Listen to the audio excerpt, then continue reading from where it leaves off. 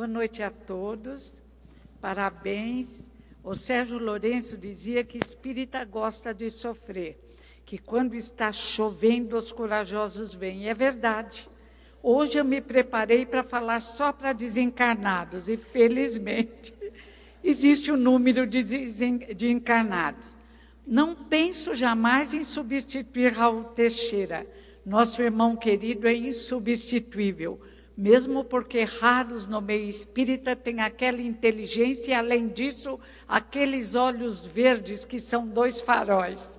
Que ele receba o nosso abraço e a certeza de que em breve estará bem, forte, falando, encarnado entre nós. Eu vou lembrar, para não ficar atrás do peixinho, uma poesia de Castro Alves, um trecho. Vai vagando pelo espaço, embuçado pela noite, sombrio planeta escuro, qual levado pelo açoite. Na órbita deste astro, vai ficando denso rastro de terrível vibração. São gemidos, gritos, uivos de pobres seres aflitos que não conhecem perdão. Senhor Deus dos deserdados, olhai este pobre mundo que vive em sofrimento profundo. Envolvei-os em luz e amor. Mas aí eu lembro de Mário Quintana, mais próprio para a doutrina espírita. São duas cidades. Uma cidade escura, triste, cheia de dor, de problemas. É o astro escuro que o querido Castro Alves, o grande poeta, viu. A outra cidade, diz Mário Quintana, o poeta espiritualista. Castro Alves desencarnado, Mário Quintana ainda encarnado, agora desencarnou também. Mário Quintana diz, a outra cidade é linda, o céu azul, o sol muito dourado envolve a todos com seus raios deliciosos, e os seus habitantes passeiam felizes, elevando hinos de glória ao Senhor. Mas, diz o poeta, não existem duas cidades, a cidade é uma só. Existem duas dimensões e cada um se coloca na dimensão que lhe é própria. O Espiritismo, o Consolador prometido, a educação emocional de que todos nós necessitamos, esta luz que faz de nós seres ainda fracos, inseguros, mergulhados nos horizontes do passado, ora nos exaltando no horizonte oracular, endeusando os médios e os oradores, ora entrando em processos depressivos de falta de fé raciocinada, o Espiritismo vem nos trabalhando para nos expressarmos na alegria, na coragem, na fé raciocinada, na capacidade de exterminarmos o karma negativo, na capacidade de dilatarmos o karma positivo, porque no nosso karma, no produto das nossas encarnações, existe o negativo e o positivo, mas existe também a nossa força interior. Se duvidarmos por um instante que Deus, inteligência suprema do universo, causa primária de todas as coisas, sabia criar, basta lermos, por exemplo, o livro não espírita, e o espiritismo é a síntese do processo do conhecimento, exige o conhecimento espírita e não espírita, porque tudo é o conhecimento. Basta ler o livro de Geoffrey, Uma Breve História do Mundo.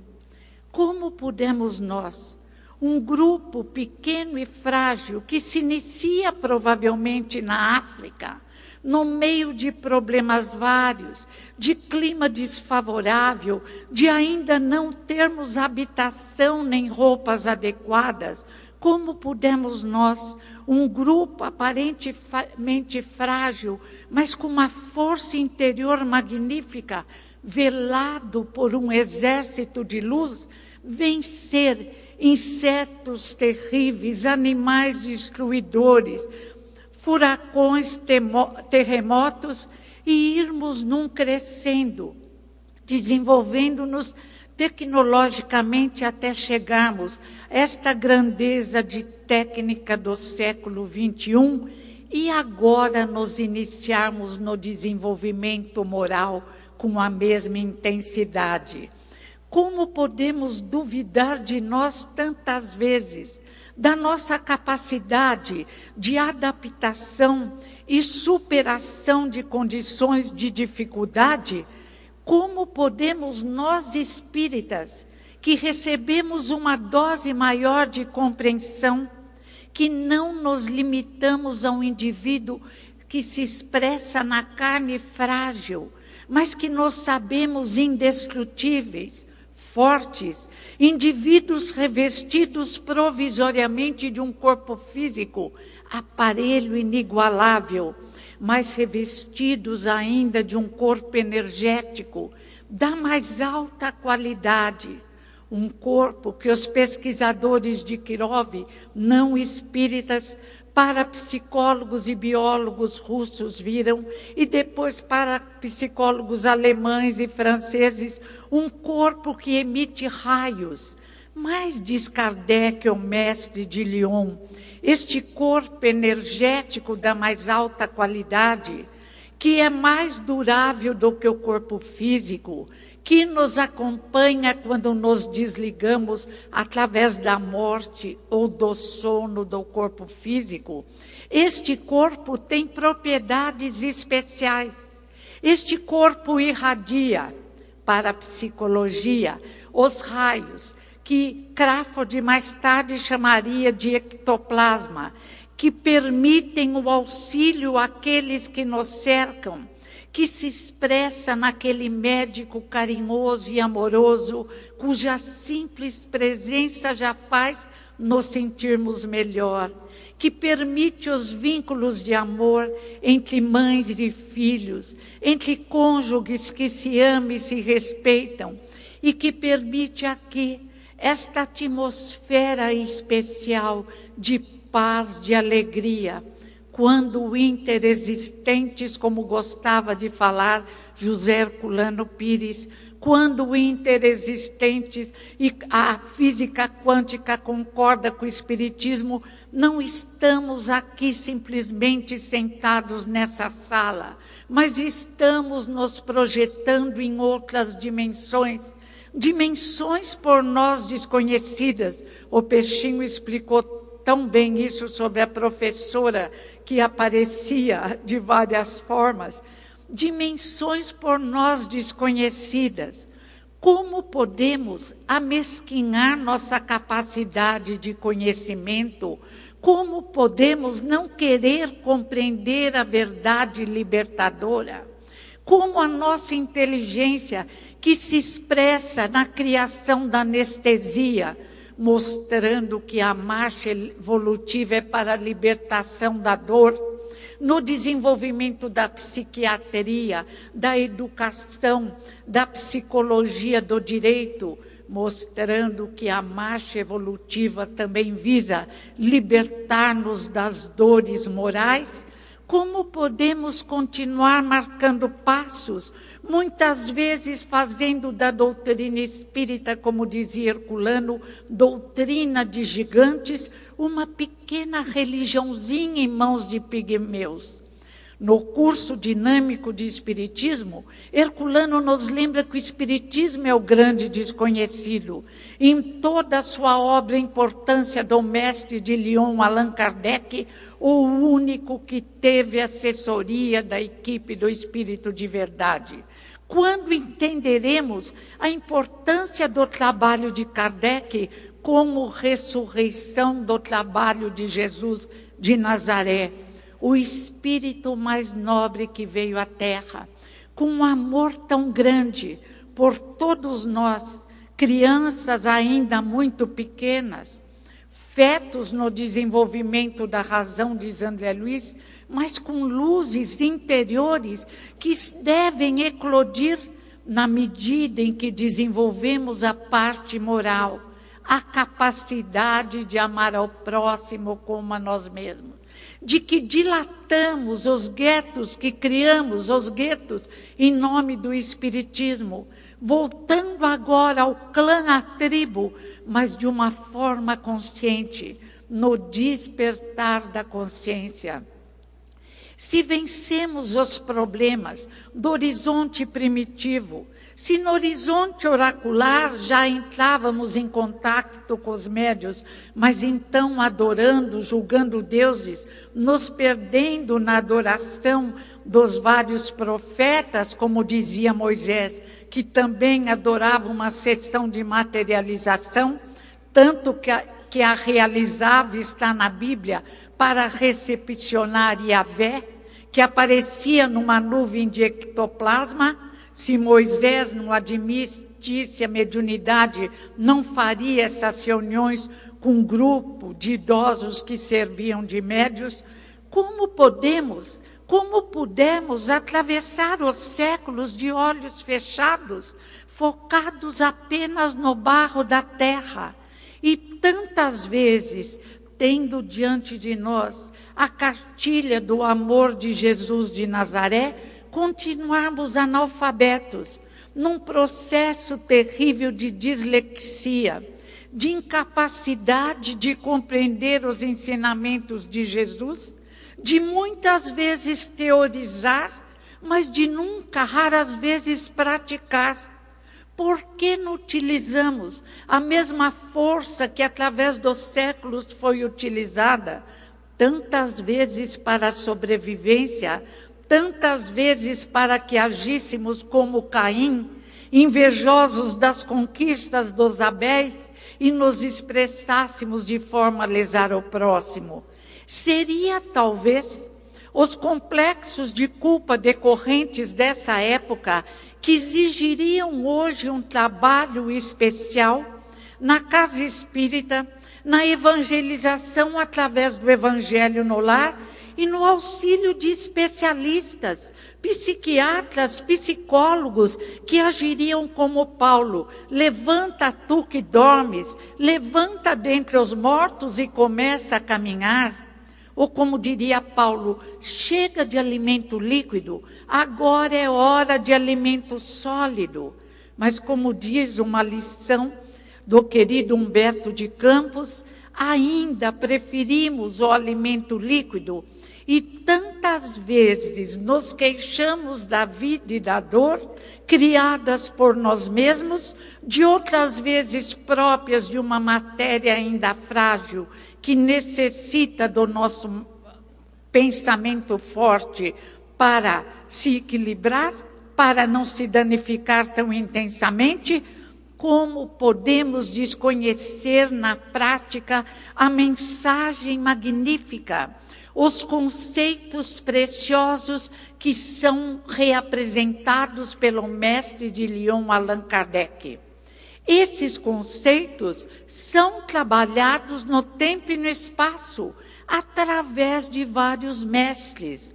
Estes conceitos foram profundamente trabalhados e vivenciados pelo mestre de Nazaré, Jesus, que através da pedagogia do amor e da esperança, deu-nos a apresentação magnífica: sois deuses, sois luzes, sois o sal da terra, sois a luz do mundo, iremos salgá-la. E disse mais: podeis fazer o que eu faço e muito mais. E mais ainda, o nosso pensamento é tão forte que Jesus disse: se alguém olhar para uma mulher cobiçando-a, já cometeu adultério, já criou, já se plasma à sua volta. Carregamos conosco aquilo que nós somos. Encarnados no corpo físico, muitas vezes vestimos uma máscara, mas no plano espiritual somos aquilo que somos. É claro que não podemos ainda ser santos. É claro que temos os nossos defeitos, as nossas dificuldades, o nosso calcanhar de Aquiles, o que permite que nos compreendamos uns aos outros. Mas o Espiritismo tem que fazer de nós indivíduos mais fortes, corajosos, de ação. não apenas orando, repetindo orações na casa espírita, mas capazes de continuar a fazer como já fizemos, abaixos assinados, comparecendo e exigindo aquilo que temos direito. O Espiritismo não veio nos colocar numa alienação que muitas vezes se expressa nos nossos irmãos indianos. Não veio nos falar que devemos cruzar os braços e, como dizia Seixas, esperar a morte chegar com a boca cheia de dentes, sentados no nosso apartamento ou na nossa casa. Não. O Espiritismo veio através da mensagem do nosso irmão mais velho, Jesus de Nazaré, como um raio de luz, um raio de sol, que já vi iluminado de forma intensa, mas não tanto como com Jesus a terra, através, por exemplo, dos druidas nas Galhas, que vieram enviados por Jesus 600, 800 anos antes de Jesus, trazendo o druidismo, que Kardec compara com o Espiritismo na revista Espírita e diz, é a mesma doutrina, é a mesma verdade. E se o mestre de Lyon, Kardec, diz, não existe alguém, dizia Herculano, com autoridade moral ou intelectual para discordar de Kardec, mesmo porque nenhum de nós tem assessoria da equipe do Espírito de Verdade. Os conceitos são claros, mas parece que colocamos um óculos embaçado quando lemos o livro dos Espíritos. Deus, inteligência suprema do universo, causa primária de todas as coisas. Deus, infinito em seu amor, em sua misericórdia. Deus, que Jesus apresenta como Pai de amor na parábola do filho pródigo. E tantas vezes ouvimos espíritas temendo Deus, temendo a morte, temendo a vida, temendo o lado de lá. Outros que se esforçam para a evolução dizem, não sou espírita, não posso ser espírita, entre parênteses, não sou santo. Mas como disse Jesus, a verdade veio trabalhar os doentes, os necessitados, veio nos auxiliar a fazer com que nossas possibilidades luminosas brilhem intensamente. Veio fazer com que, desenvolvendo o amar ao próximo como a nós mesmos, primeiro, nos permitamos a felicidade, porque somos dignos do amor de Deus, fomos criados para a luz e para a alegria. Estamos construindo essa cidade maravilhosa apresentada por Mário Quintana. Existe a cidade apresentada pelo querido, o grande Castro Alves, mas nós preferimos focar na cidade azul e dourada. Nós preferimos dizer a cada manhã, como aconselha Herculano Pires em seu livro Obsessão, Passe e Doutrinação, sou filho de Deus, sou perfeito, Deus me ama e me compreende, e eu melhoro a cada dia e a cada encarnação.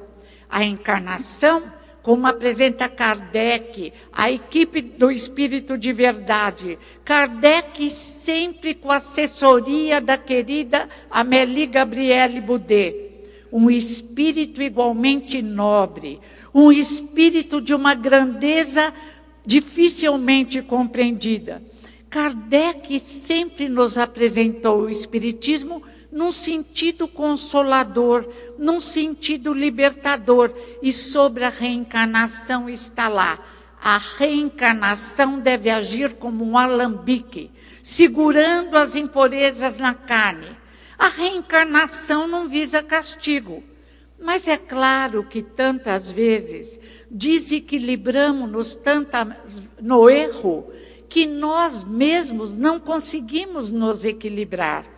Herculano diz, baseado no trabalho da equipe do Espírito de Verdade Kardec, ninguém julga o ser no aqui ou no além. É o próprio ser que se julga. E penso eu, inflexíveis, incapazes de perdoar. Adorei o Peixinho falando sobre a dificuldade de perdoar. É verdade. É difícil perdoar aqueles que verdadeiramente nos magoam. Quando nos conscientizamos de nossos erros, tantas vezes nos desequilibramos. E um espírito desequilibrado já age no momento da concepção, da formação do seu futuro corpo físico, desequilibrando. Não é castigo, às vezes é até excesso de responsabilidade. O nosso querido Chico Xavier, um espírito nobre, dificultou sua expressão no corpo físico e dizia que não queria ficar bom dos olhos que agiam para ele como um freio. Nosso querido Jesus Gonçalves, segundo a psicografia de Célia Camargo Xavier, atravessou os livros começam com Em Busca da Ilusão. Nesse livro, ele era um terrível guerreiro. Envenenou o marido da mulher amada. Em 3 encarnações, ele fez coisas terríveis. Lesou, feriu, traiu. Aí ele pediu para nascer padre para se reabilitar. Errou novamente. Ele ficou tão desanimado com ele mesmo que entrou num processo de desequilíbrio que já no mundo espiritual, segundo o livro, é uma informação que tem que ser checada. Segundo o livro, ele entrou num processo já de degeneração da pele e reencarnou, então já com uma atitude nobre. No começo, ainda um pouco revoltado, ele desenvolveu a lepra. Numa época em que era desconhecido o processo de possibilidade de cura relativa e de não transmissão tão fácil. E de, quando toma o remédio, não transmite a doença. Jesus Gonçalves, que já estava em melhores condições do que muito encarnados, que não desenvolveram problemas tão difíceis, escolheu a sua dificuldade, como também apresenta o Livro dos Espíritos, num item magnífico, Escolha das Provas. Mas para a nossa cidade dourada e rosa se formar mais amplamente e melhorar a ambiência espiritual da Terra, que melhora quando cada indivíduo se torna não só o indivíduo de bem, como o indivíduo que leveda a massa, temos que lembrar as nossas possibilidades de libertação do karma negativo. Lendo um livro não espírita, mas de ciência, o livro O Cérebro que se Transforma, que nos remete, é de um neurologista, Dr. Norman, que nos remete a 2 livros de outro autor neurologista, Oliver Sacks, O Homem que Confundiu Sua Mulher com um Chapéu, e um antropólogo em Marte, vemos a ciência oficial falando sobre a força do nosso pensamento transformador. No cérebro que se transforma, o cientista analisa a plasticidade do cérebro. As experiências são feitas também com macacos, nossos primos mais próximos, e que muitas vezes têm um comportamento melhor do que nós mesmos.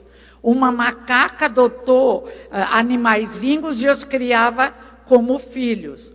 Os macacos são incapazes de fazerem guerras longas, pelo menos a maioria das tribos. Sempre tem alguns degenerados. Ofenderia os macacos chamá-los de humanos. É a descida da espiral de evolução que prepara uma nova subida. É apenas um apagar de luzes que vai recarregar baterias para nos desenvolvermos espiritualmente. Cortaram um dos dedinhos do macaco e fizeram várias experiências. Mas, em resumo, o mapa cerebral dos macacos se modificava, independente da idade dos macacos, atendendo às necessidades, à estimulação produzida.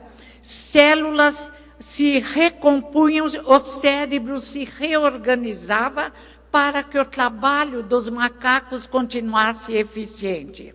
Mas fizeram também experiências com seres humanos.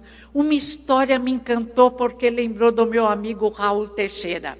O pai de Dr. Rita, o primeiro nome eu não lembro, é o sobrenome, é um homem.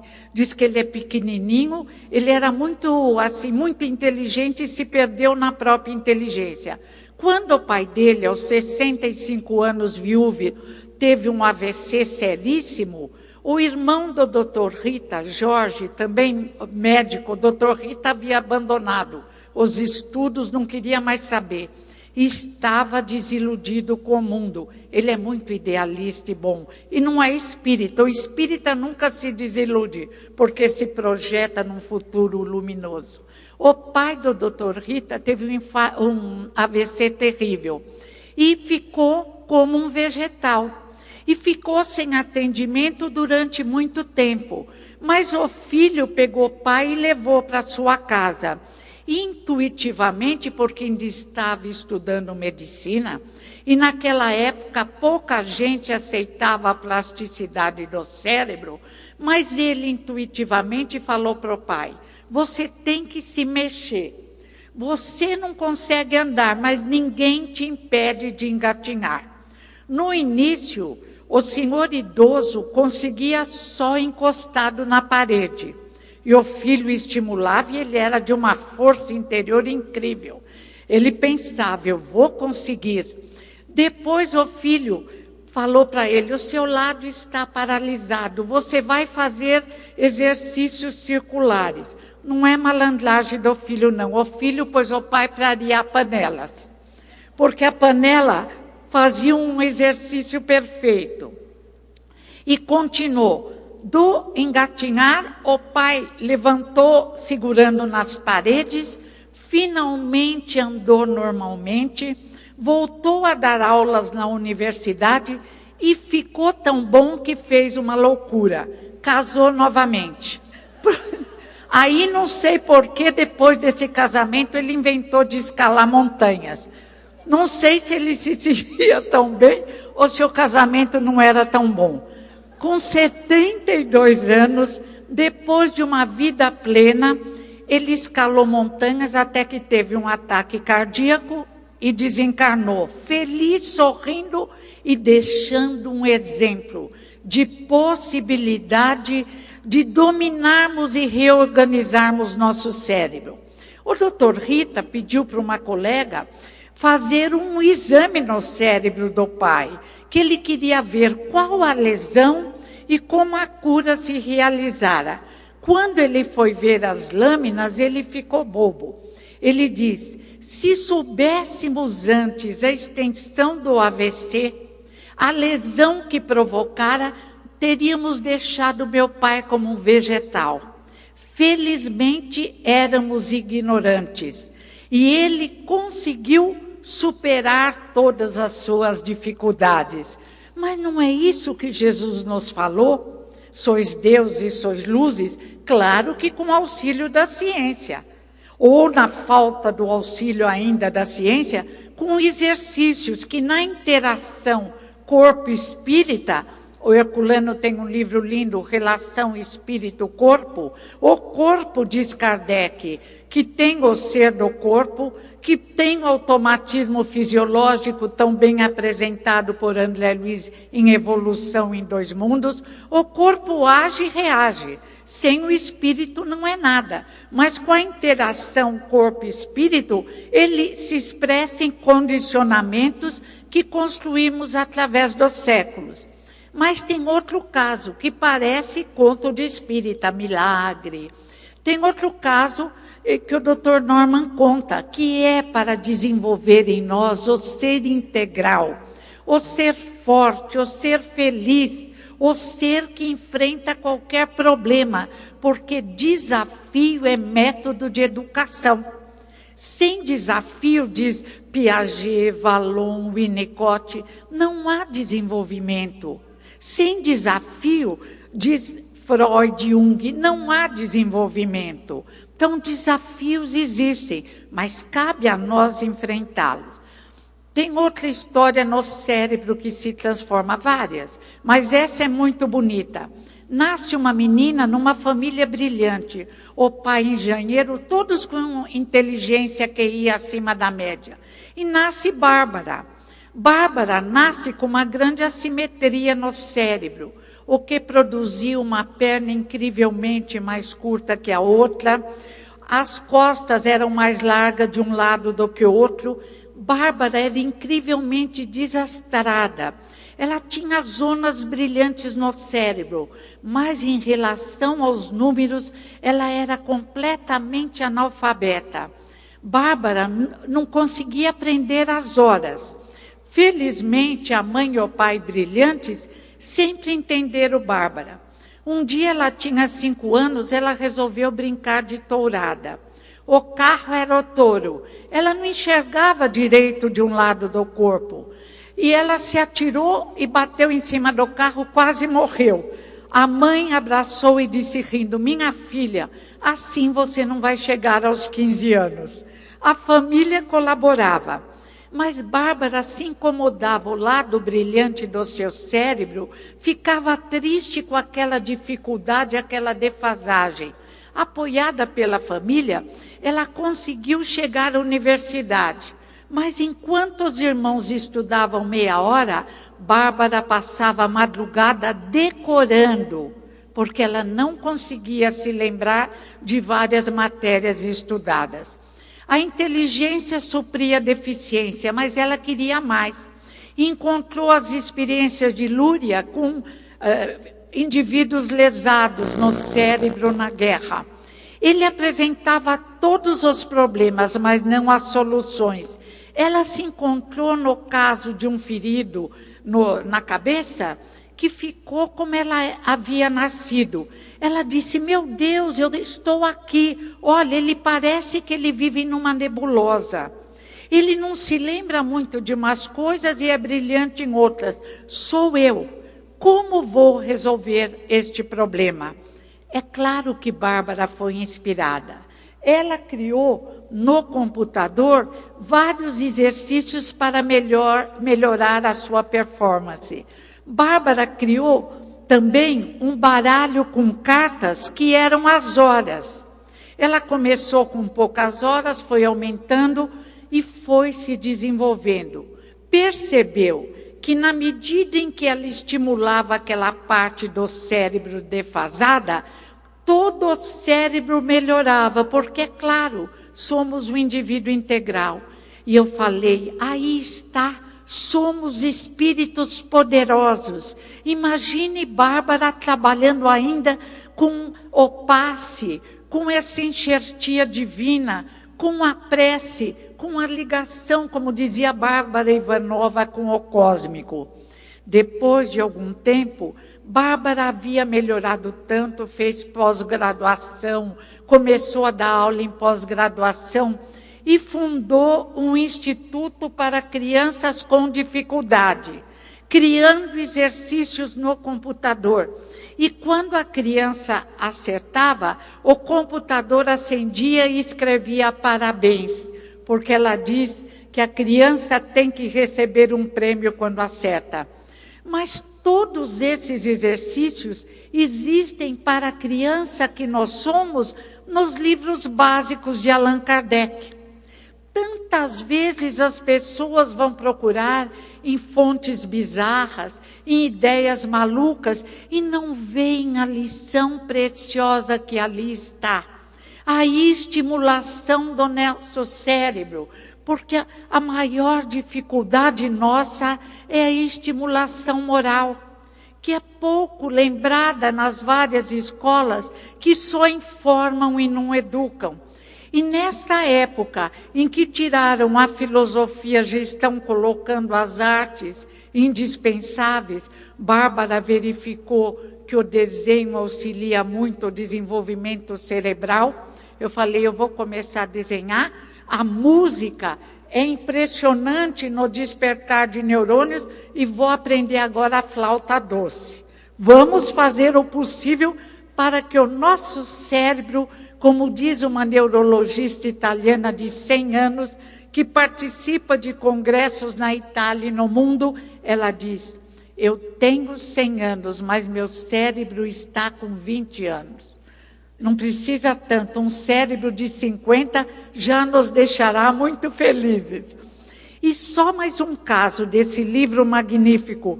Se lembrássemos o livro do Dr. Oliver Sacks, de indivíduos com 65, 70 anos, que conseguem aprender a movimentar os braços, que não haviam sido utilizados até então, mas vamos ficar só nesse do Dr. Norman. Uma moça, depois de um acidente, vivia caindo. Ela não conseguia parar em pé. E ela diz que pior, quando ela estava caída, ela se sentia como se continuasse a cair.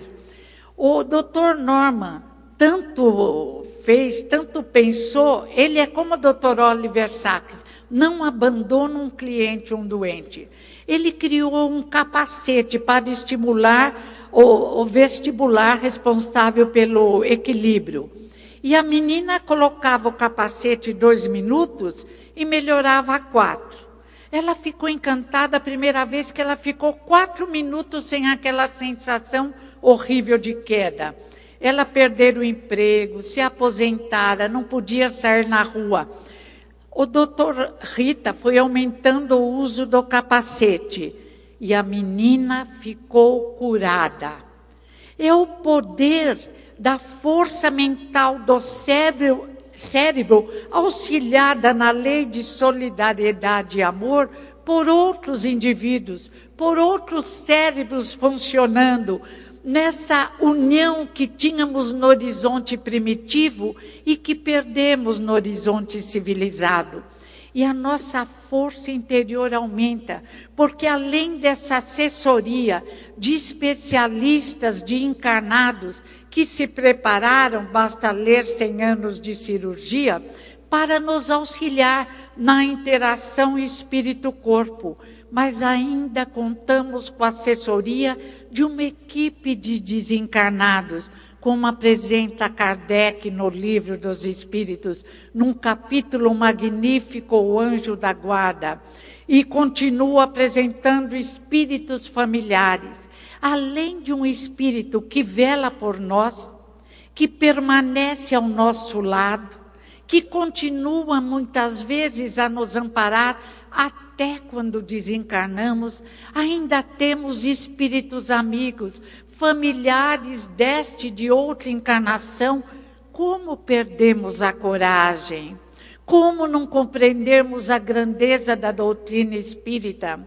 Como não compreendermos a necessidade de respeitarmos a doutrina espírita, colocando a divulgação acima de interesses pessoais, de amizades, porque o verdadeiro amigo pode até ter ideia diferente, mas a amizade está acima de opiniões pessoais. Mas nós, espíritas, que recebemos os livros básicos de uma forma clara, precisa, que não precisamos, como o querido Sócrates, precisar de espíritos especiais que consigam nos intuir. Nós que lemos, que começamos a compreender, que entendemos, que à medida que dilatamos a nossa capacidade de amar, a nossa humildade, a compreensão desse universo magnífico que nos cerca, de irmãos mais velhos,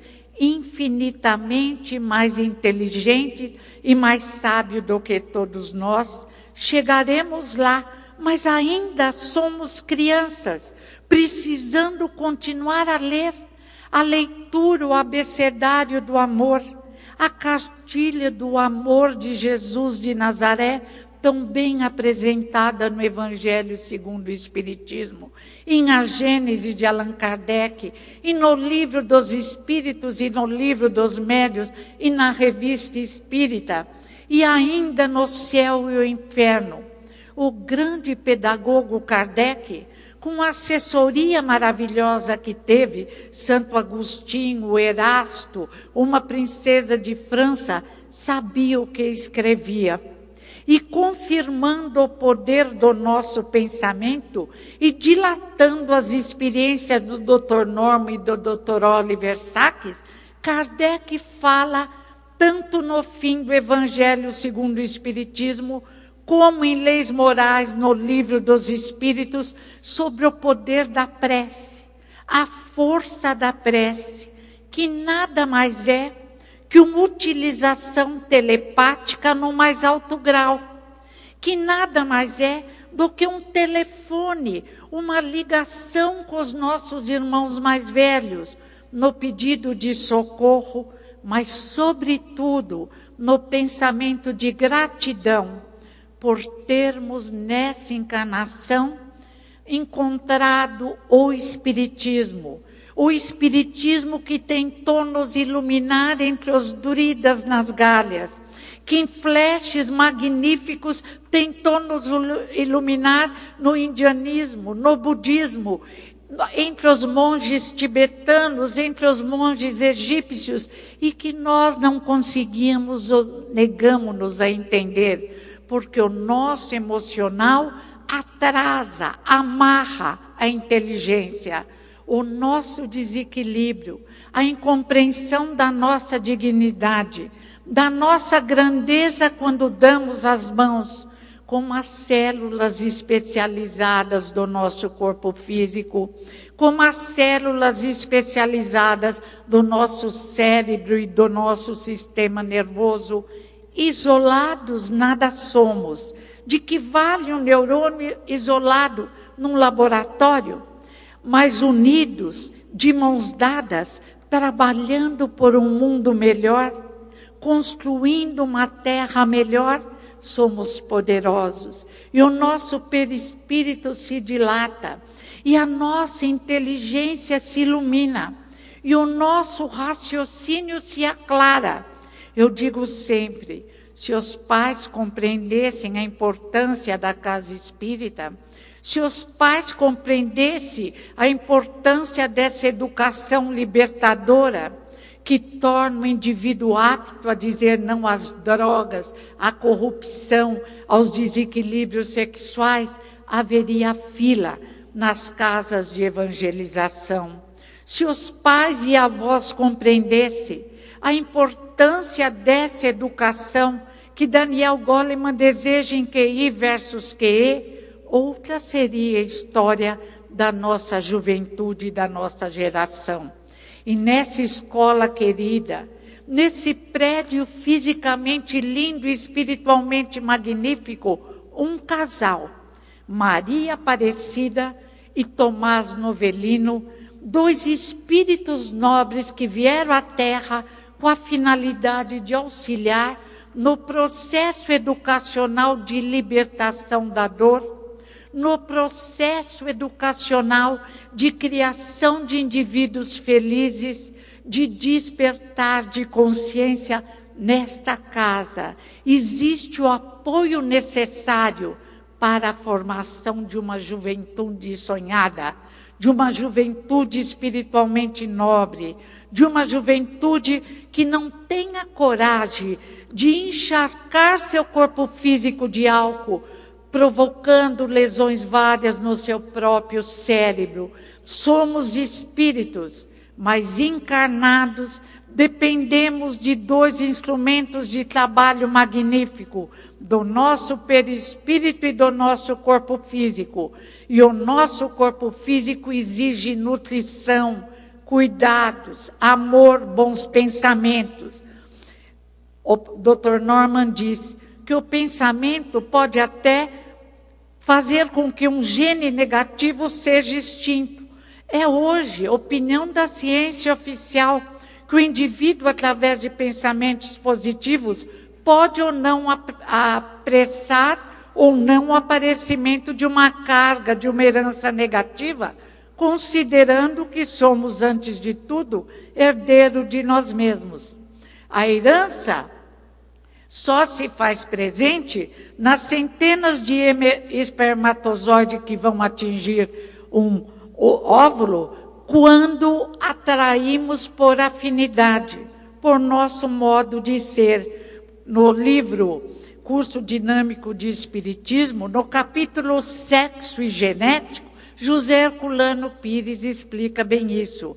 E o querido Jorge Andléia, que saudades desse espírito magnífico, fabuloso, encantador, desse entusiasmado pela doutrina espírita, desse espírito nobre que continua e vai continuar encarnado para nos auxiliar com o seu pensamento positivo. Também explicava muito bem estas questões. Então, o Espiritismo nos apresenta a Terra como uma escola hospital, uma escola linda, cheia de obras de arte. Na entrada do congresso já encontramos flores, alegria, música hoje através de Natasha, alegria em nossos corações através da amizade, dos encontros, dos reencontros milenares, possibilidade de crescimento espiritual. Alegria porque querer é poder, mas porque também temos as condições necessárias para enfrentar qualquer desafio. Se nos julgamos com mais dificuldade, se nos expressamos com dificuldade em várias áreas, tenhamos paciência. Maria Dolores tem uma poesia linda, que eu também vou declamar, em homenagem a Maria Dolores e a Peixinho, que adora a poesia e declama muito bem Castro Alves. Em teus dias de dor, recorda uma querida, que a dor é para a vida aquilo que o buril, severo e contundente entre as mãos do escultor, é para o mármore sem forma. Golpe aqui, golpe ali, um golpe de outro golpe se aproxima e o mármore se transforma em celeste beleza de obra-prima. Enxergaste algum dia, fora das leis da natureza, o trigo que não fosse triturado para ser pão à mesa? Que destino da argila, esqueci de vulgar, sem a temperatura desumana que deve suportar para ser porcelana. Se alguém te fere e humilha, ama, entende, perdoa e agradece o trabalho e a prova em que a vida se renova. Há uma querida escuta para seguir à frente, sempre mais alva e linda. Quem não sofre, não luta e não trabalha, parece um ser espiritual que nem nasceu ainda. Sobre a dor, Kardec nos explica que podemos controlá-la. O senhor Sanson, no livro O Céu e o Inferno, tem um capítulo lindo.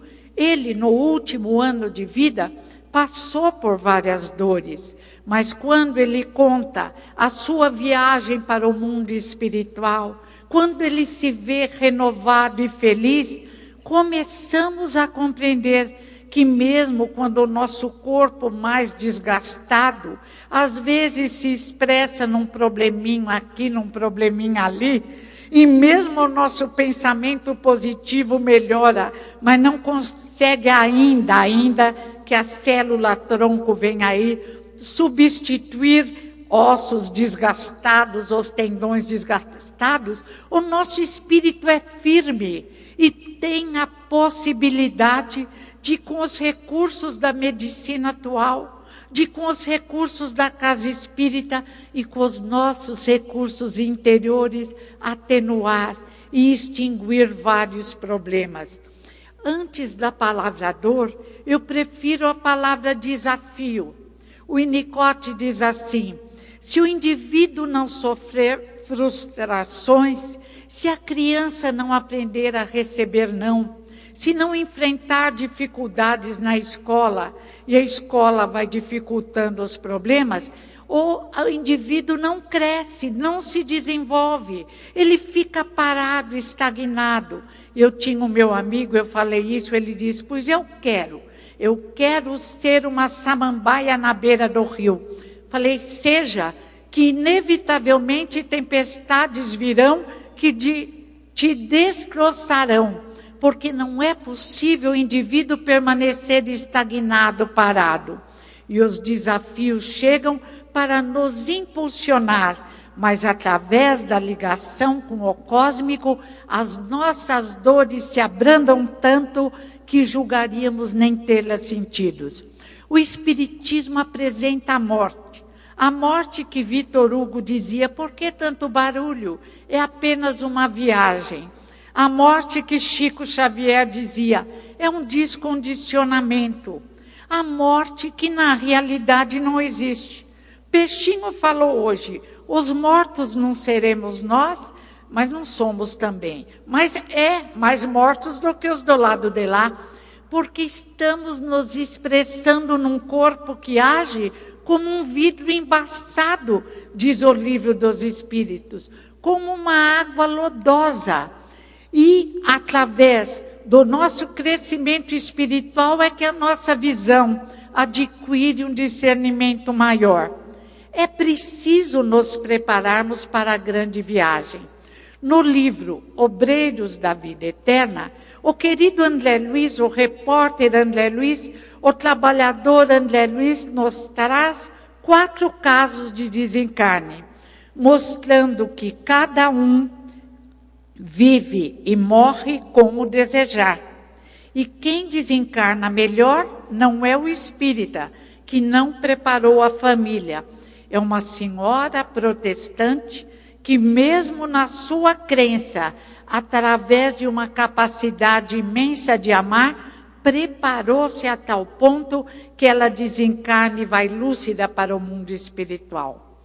Mas no Céu e Inferno, o querido Kardec conta vários casos de espíritos evocados no velório. Os espíritas criaram um mito, tem que esperar para se comunicar não sei quantas horas, depende. A senhora protestante logo estava lúcida. O senhor Sanson demorou 8 horas para recobrar a lucidez plena e pedira para ser evocado por Kardec. E vem na Sociedade Espírita de Paris, lúcido, pleno, humilde, pedindo, ele diria, uma autópsia espiritual. E humilde diz que a morte dele não foi meio dolorosa. Um espírito que vem depois diz que não, que ele teve a morte dos justos. Mas ele era tão humilde que ele diz, eu que sempre fui inútil na Sociedade Espírita de Paris, agora posso ser útil através das minhas informações. Foi um indivíduo útil, dedicado, brilhante. E também Samuel Felipe, que vem e se comunica presente ao corpo no velório, e ele, de onde tiramos a ideia que o espírito não pode se comunicar assim que desencarna? É que, em geral, não nos preparamos, não nos educamos para a vida. Muitas vezes somos inseguros, não temos fé raciocinada e os complexos de culpa do passado impedem a nossa caminhada. Eu tenho visto amigos falar, eu não mereço, eu não posso, meu Deus, o que vem agora? Eu não posso ser feliz. Vamos nos permitir, vamos aprender a viver, vamos aprender a desencarnar, vamos aceitar a vontade de Deus, Pai de amor, o existente de José Herculano Pires, que permanece imanente entre nós, o existente que é imanente através das leis que regem a formação nossa, inteligências e morais do universo, como explica a pergunta 27 do Livro dos Espíritos.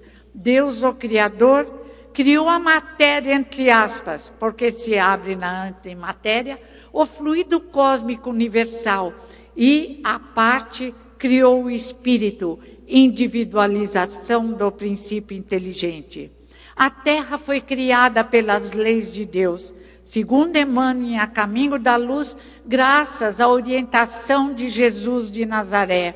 E quando as condições foram favoráveis, quando a grande fornalha adquiriu condições ideais, uma geleia cósmica envolve a Terra e dela verte a mônada, o princípio inteligente em nós, que começamos a nossa caminhada nos mares mornos, unicelulares, depois leptóticos, algas verdes, algas nadadeiras, como conta André Luiz no seu livro Evolução em Dois Mundos, evoluindo sempre na Terra e no espaço, tantas vezes trabalhados no mundo espiritual de tal forma que ainda macacos, quase macacos, fomos trabalhados no mundo espiritual para voltarmos com a condição de falar. E se essa condição expressa uma maturidade, ela permite um desenvolvimento maior. E todas as nossas possibilidades foram se desenvolvendo. Mais ou menos 1,5 bilhão de séculos. Creio que já é a hora de fazermos um esforço melhor e maior para acelerarmos a nossa marcha evolutiva. É claro que o tempo da Terra é uma ilusão, mas nós o sentimos no desgaste físico. E nós o sentimos, como diz Nietzsche, veja se vale a pena aguentar essa situação pelo infinito. É o que você deseja? Desejamos continuar no mundo de provas e expiações? Desejamos continuar com políticos difíceis, administradores que não administram, ou desejamos um mundo melhor? Temos as condições necessárias. Estávamos aptos há mais de 2000 anos, com Jesus de Nazaré, que fez o trabalho lindo de espalhar suas sementes luminosas. Estamos aptos agora. É agora a hora de libertação, de paixões inferiores, de medos, de inseguranças, mas, sobretudo, agora é a hora de divulgação da doutrina espírita em suas bases seguras. Porque será que vamos desejar que outro Lutero apareça antes a força de Paulo de Tarso, impedindo que ideias bizarras sejam enxertadas na doutrina? Será que queremos que Lutero se faça presente com sua voz forte e corajosa, arriscando a própria vida para fazer com que o cristianismo começasse a surgir em toda intensidade? Está em nossas mãos, em nosso coração, em nossa mente, a possibilidade de auxiliarmos a divulgação na constituição de uma juventude forte. Avante, irmãos! Querer é poder. Somos os últimos convidados da parábola do filho pródigo. Não fomos convidados para a dor. Somos fortes, aceitamos desafios. Como Bárbara vencemos desafios. Mas o convite foi para o amor, para o exemplo, para a força, para a fé raciocinada. Que Deus nos ampare na obra da divulgação dessa doutrina libertadora e consoladora, o Espiritismo. Aprendamos a respeitá-lo. Obrigada.